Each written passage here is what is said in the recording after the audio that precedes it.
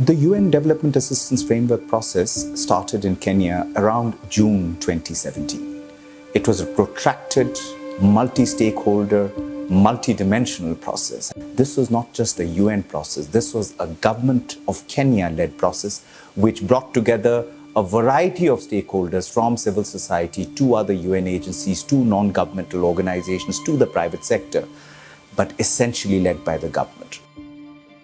Through this framework, the UN in Kenya will in the next 5 years support the Government of Kenya towards the realisation of Kenya's Vision 2030, the Medium-Term Plan 3, the Government of Kenya's Big Four transformative agenda and the Sustainable Development Goals.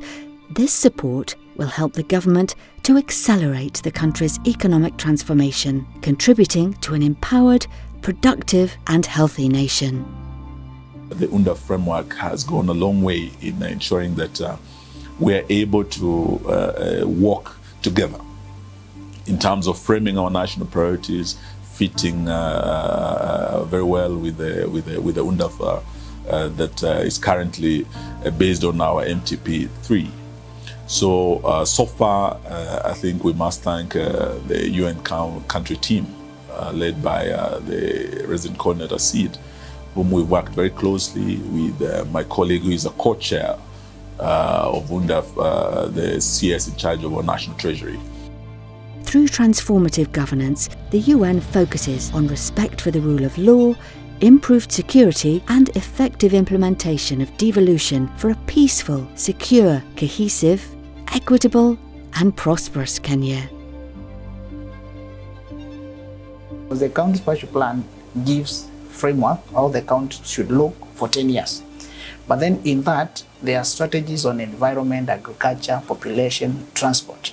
So what we are trying to do in the JS Lab is to make sure that when environment guys or environment department comes to the JS Lab, they don't have to see all these output of the county spatial plan. They're interested in that environment aspect. So we can now retrieve this information, edit it to fit to their need, and then make sure that it is good, visualized for their understanding, and they can use that for planning and decision making.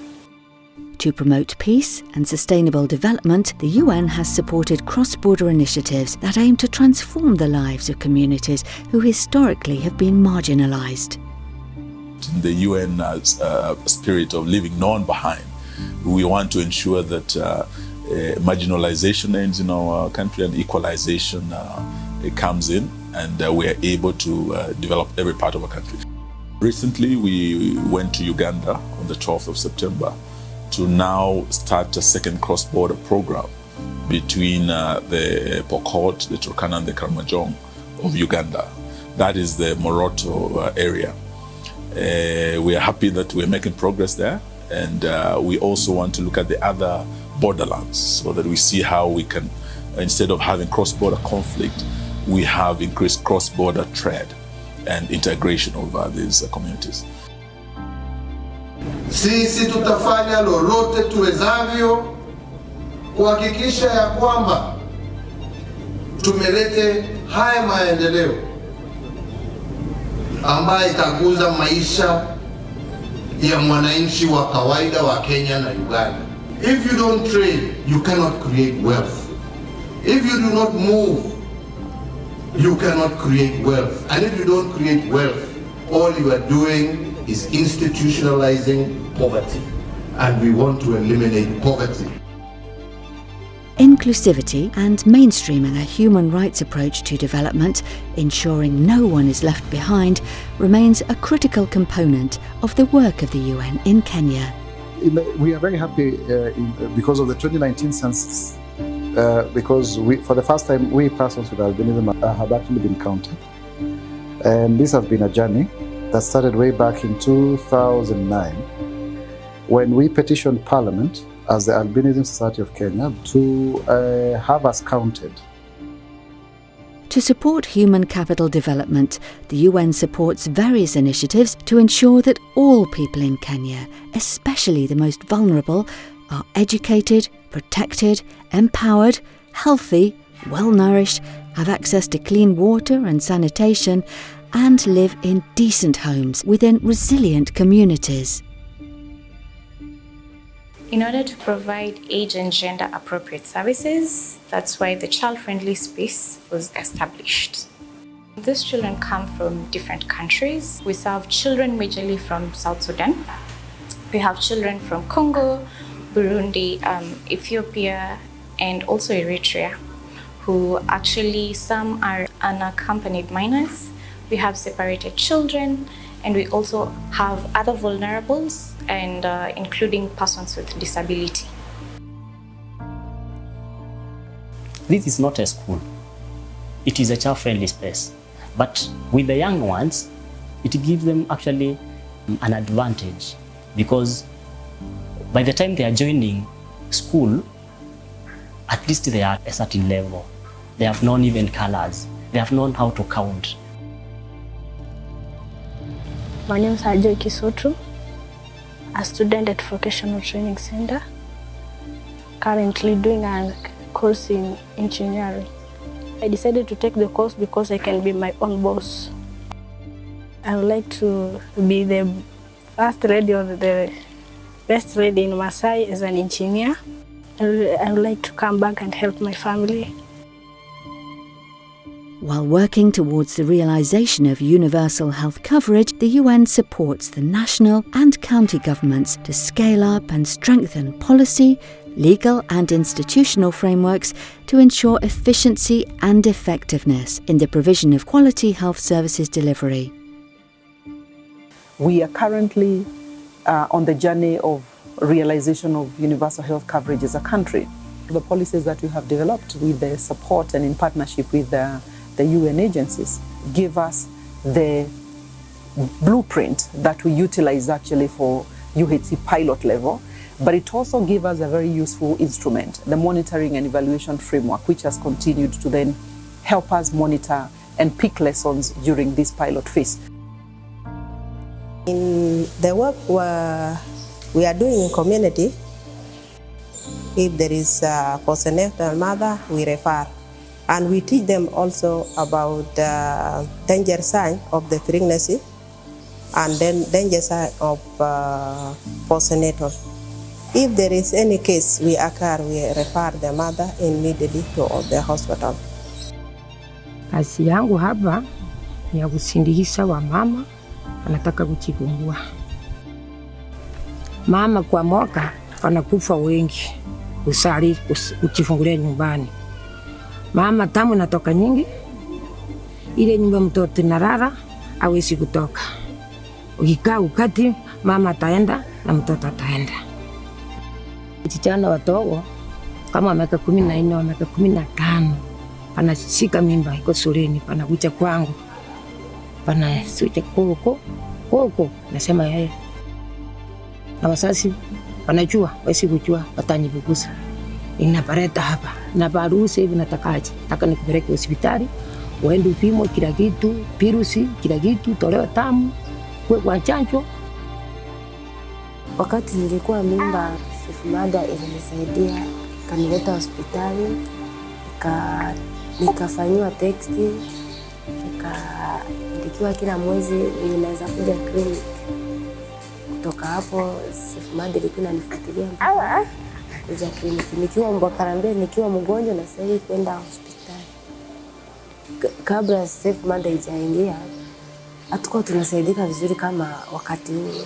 Sawa, wakati huu mtu akiwa mjamzito na kila kwa mara wanamwangalia. To address the challenges and chronic crises associated with droughts, disease outbreaks and insecurity, the UN has supported various initiatives across different counties. People from here, host Turkana, they did not know how to have gardens. But because drought swept away the animals, so this is an alternative way of a source of life. We plant cowpeas, and also there is a spinach here. Also there is okra, even sukuma wiki you can get here. This is the food they eat almost every day. So this garden has helped them to change their diet. As they sell out, they buy other foods, and also because of this farming, some small money will help even their children for school, and medication.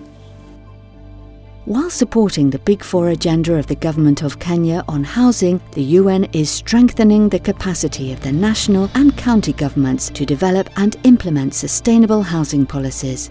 As a result, social physical infrastructures improve access to quality, affordable and adequate housing, with a focus on informal settlements and slum upgrading. Through UN, we have attracted other key international stakeholders. It has been a catalyst to bring forward all these global partners. And because of that, the impact has even been more significant.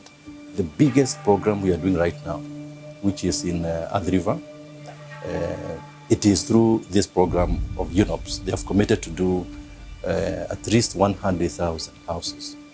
And it has given a very big boost to the president's, Big Four agenda in particular housing.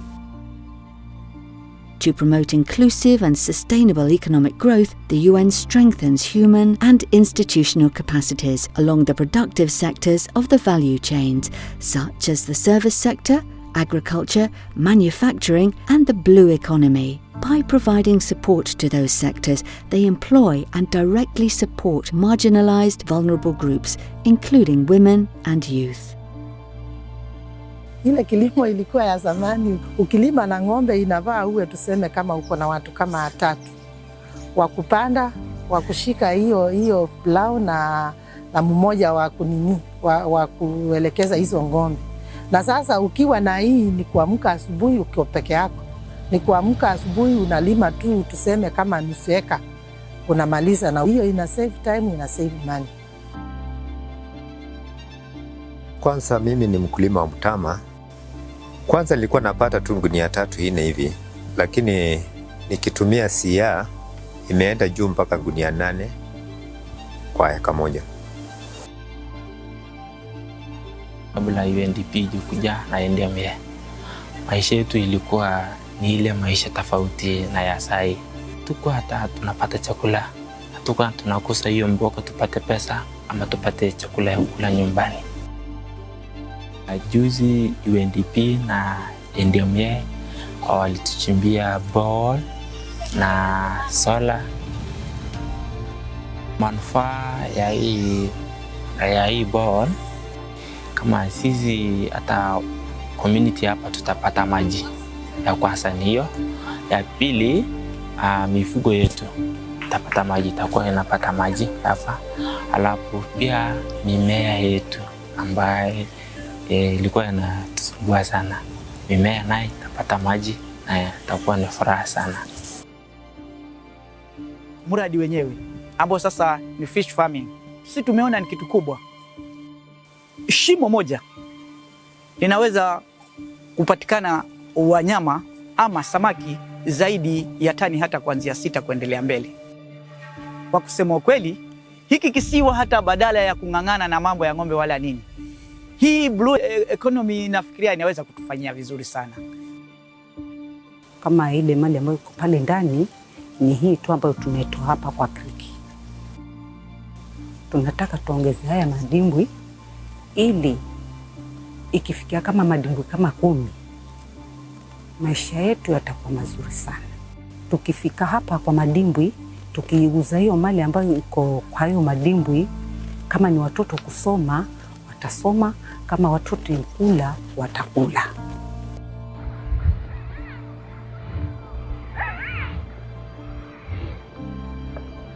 Mimi ni mkulima wa nyuki.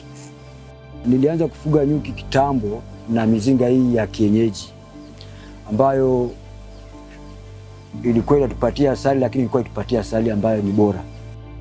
So ikawa tuwezi pata asali ambayo inaweza meet market ya kitaifa ama hata ya kimataifa.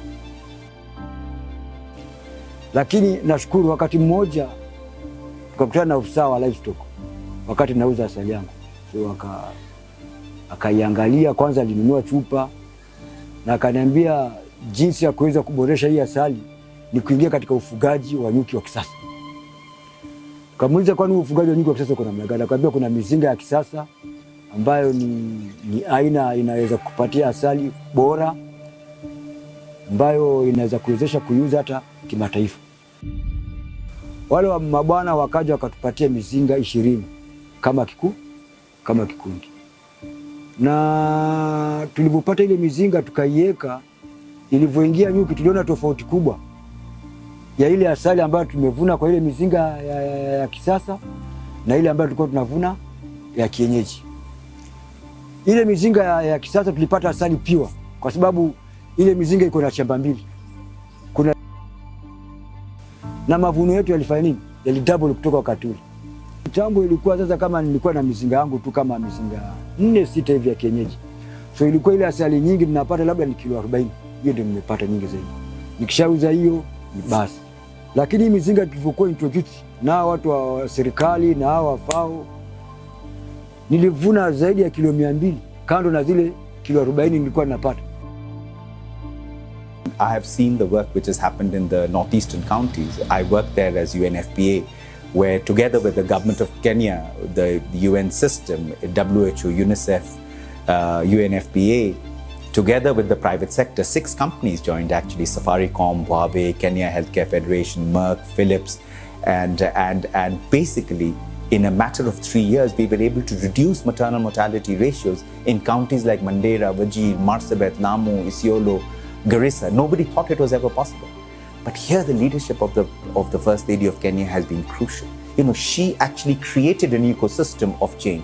She brought the issue of maternal health and public health from the periphery of people's consciousness right into the center of public policy. And that is why the country is making progress